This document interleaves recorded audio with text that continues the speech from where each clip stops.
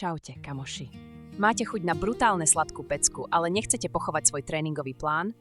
Tento jemný proteínový banánovník so sušenými slívkami, nakrájaný na úhladné kocky, je absolútna trefa do čierneho.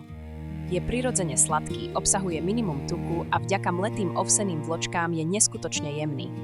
Žiadny mixer, žiadna hromada špinavého riadu, všetko totiž zmiešate v jednej miske a vylejete na plech. Takže je to ideálny parťák na rýchle raňajky alebo zdravý snack ku káve.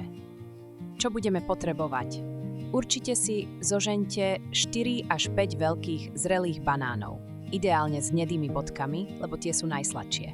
K tomu 4 celé vajcia, 3 odmerky proteínu, čo je zhruba 90 gramov, pričom skvele funguje vanilkový alebo čokoládový, ďalej 300 gramov mletých ovsených vločiek, hrst sušených sliviek nakrájaných na menšie kúsky, 150 ml mlieka alebo obyčajnej vody a 1 balíček kypriaceho prášku. Dobre, máme všetko? Super, poďme na to.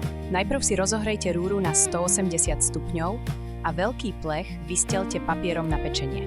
Vo veľkej miske roztlačte banány vidličkou na jemnú kašu, pridajte k nim vajcia, prilejte mlieko a celé to dôkladne premiešajte. Do tejto zmesi nasypte proteín a znova zamiešajte, aby v ceste nezostali suché hrudky. Teraz prisypte mleté vločky, kypriaci prášok a nakrájané slivky, pričom celú zmes naposledy premiešajte, aby sa slivky rovnomerne rozložili. A teraz môj malý trik, verte mi, nechajte cesto v miske 3 až 5 minút odpočívať, pretože vločky nasiahnu tekutinu a cesto parádne zhustne. Potom ho už len vylejte na plech, rovnomerne rozotrite a šupnite do rúry na 25 až 30 minút, kým nie je na dotyk pevné. A máme to. Pozrite na tú nádheru.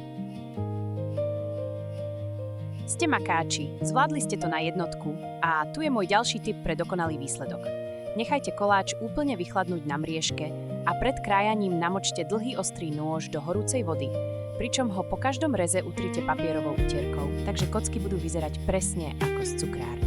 Podávajte to napríklad s lyžicou gréckeho jogurtu, je to neskutočná dobrota, takže dobrú chuť a nezabudnite, že všetky recepty nájdete na stránke Gastromaniak.com.